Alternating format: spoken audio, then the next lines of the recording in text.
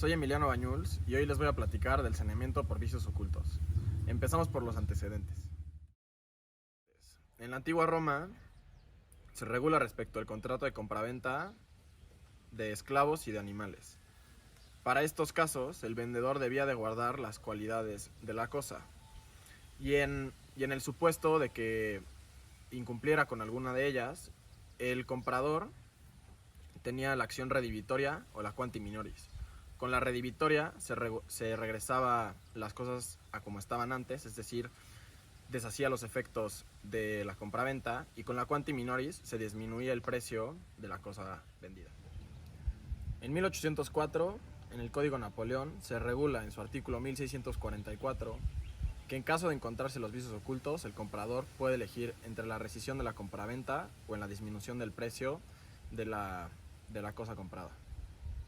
Respecto de los alemanes, el BGB contempla esta misma figura en la compraventa, tomando referencia de las mismas dos acciones romanas que mencionamos. El Código de 1884 regula igual que el Código Napoleón, y en 1928 este código se sale únicamente de la compraventa, pues regula dentro del incumplimiento de las obligaciones. Pietro Trimarchi, el italiano que nació en 1906, en su obra Il contratto di compravendita, estableció una clasificación de los vicios ocultos según su naturaleza y gravedad, y analizó la responsabilidad del vendedor en caso de vicios ocultos, siendo los vicios naturales de construcción, viciosidad del vendedor, viciosidad del comprador. Interesante, pues en su esquema se permitía hacer responsable al comprador. Vayamos a desglosar el concepto. Primero, ¿qué es el saneamiento? El saneamiento no tiene una definición jurídica como tal. La RAE la define como la acción y efecto de sanear, lo que no nos dice mucho, y lo que podemos concluir después de investigar en otras fuentes es que se refiere a reparar, a remediar algo. Ahora bien, ¿qué son los vicios ocultos? Respecto a los vicios ocultos, el artículo 2142 menciona que en los contratos conmutativos el enajenante está obligado al saneamiento por defectos ocultos de la cosa enajenada, que le haga impropia para los usos a la que se destina, o que disminuya de tal modo este uso que, de haberlo conocido el adquiriente, no hubiera hecho la adquisición o habría dado menos por el precio de la cosa. Entonces, los vicios ocultos son defectos de un bien enajenado, los cuales disminuyen su uso ordinario o lo vuelven completamente impropio para su uso, lo que genera que el adquiriente no lo hubiera comprado, o de haber conocido estos vicios hubiera pagado una cantidad menor por este bien. Para que un defecto sea considerado un vicio oculto, debe de tener ciertos elementos. El primero de ellos sería la carencia de una cualidad propia de algo, es decir, un defecto. En segundo lugar, que sea oculto, que no esté a simple vista por los sentidos normales. Aquí hay una excepción. Como excepción a este punto, el artículo 2143 menciona que el enajenante no es responsable de los defectos manifiestos o que estén a la vista, ni tampoco de los que no lo están si el adquiriente es un perito que por razón de su oficio o profesión debe fácilmente conocerlos. Otros 3 puntos para que este defecto sea considerado un vicio oculto son que debe ser desconocido por el adquiriente, es decir, que si el vendedor le comenta este vicio no encajaría en esta figura. También debe ser un bien, es decir, una cosa que está en el comercio, y finalmente debe volverlo impropio para el uso que se destina o disminuir su uso. Ahora, un poco de doctrina. Sobre esto Fausto Rico menciona que los vicios que deterioran el aspecto exterior, por regla general no dan lugar al saneamiento por vicios ocultos, pues están a la vista. El licenciado Luis Eduardo Paredes coincide parcialmente, pues si no inciden en el uso en absoluto o si son evidentes no se responde por ellos. Sin embargo, puede ser que un producto únicamente tenga finalidad estética y en ese caso sí sería válido el saneamiento. Como revisamos desde Roma, existen dos acciones que se llevan a cabo como solución para el saneamiento por vicios ocultos. La primera de ellas, que vamos a revisar, es la redivitoria. A partir de esta, el adquiriente puede exigir la rescisión del contrato y el pago de los gastos que éste hubiera hecho por justamente adquirir la cosa. El jurista español Juan Aguayo menciona sobre este tema que el vicio ha de ser grave, pero que la gravedad es exigible únicamente para la acción redivitoria. Si la oferta es rechazada por el adquirente, éste puede intentar solo la acción estimatoria, perdiendo la redivitoria. Cuando se trata de vicios de poca importancia, el transferente puede ofrecer subsanarlos, si esto es posible. Entonces, primero vamos a revisar los artículos y después vamos a dar un ejemplo para cada uno de ellos. Artículo 2154.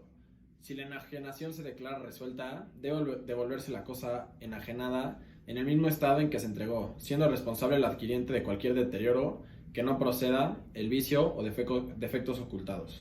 Como ejemplo de este artículo, vamos a poner el caso en que Juan le vende una casa a María. Esta casa tiene problemas de humedad en las paredes que no se manifiestan hasta 2 meses después de que María está viviendo en la casa que acaba de comprar. Entonces María pide la rescisión del contrato. Sin embargo, durante esos 2 meses, María le hizo un hoyo a la puerta. Entonces María se encargaría de reparar el hoyo porque este no estuvo relacionado con los vicios ocultos.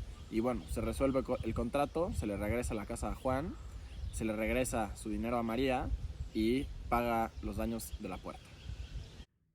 Artículo 2145. Si se probare que el enajenante conocía los defectos ocultos de la cosa y no los manifestó al adquiriente, tendrá éste la misma facultad que le concede el artículo anterior, debiendo además ser indemnizado de los daños y perjuicios si prefiere la rescisión y si sabía además los daños y perjuicios. Como ejemplo de este artículo, supongamos que Juan le vende a María una casa y María se dedica a comprar casas, remodelarlas y después venderlas. Después de 2 meses, María se da cuenta que la habitación principal tiene una humedad que es irreparable. Para esto, habla con los vecinos y ellos le comentan que Juan siempre se había quejado de esta humedad.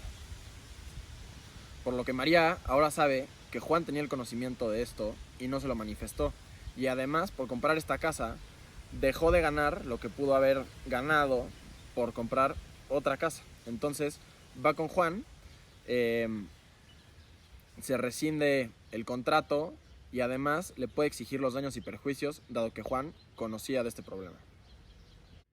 Artículo 2147. Si la cosa enajenada pereciere o mudare de naturaleza a consecuencia de los vicios que tenía y eran conocidos del enajenante, este sufrirá la pérdida y deberá restituir el precio y abonar los gastos del contrato con los daños y perjuicios.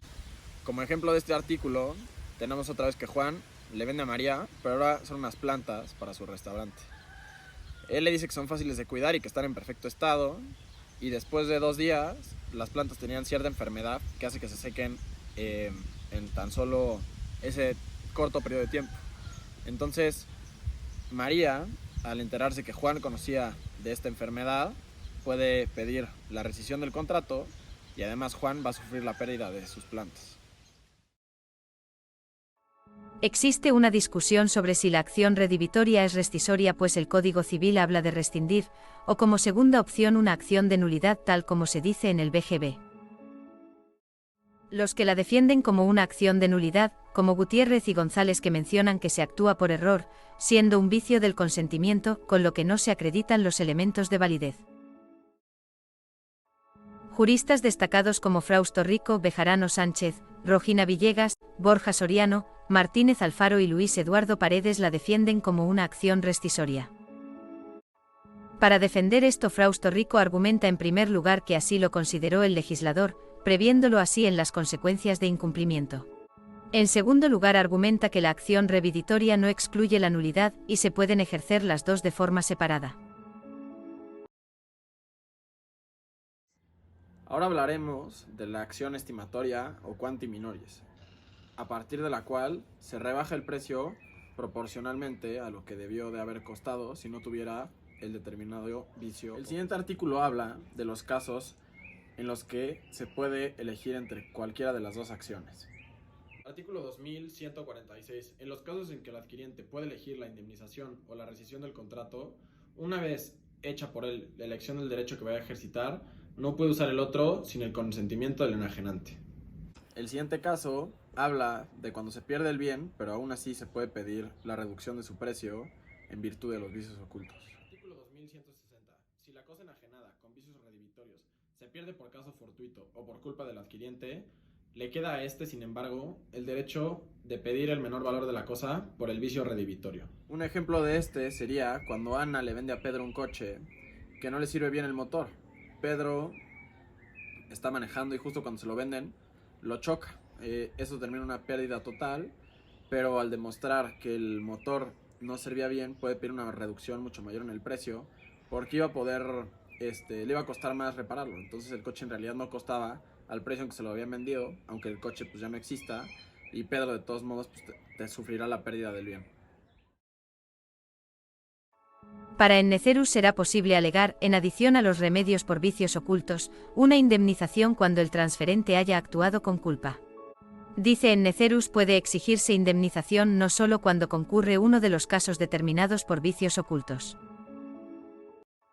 sino también en virtud de una regla general, cuando el vicio haya sido provocado culpablemente por el vendedor.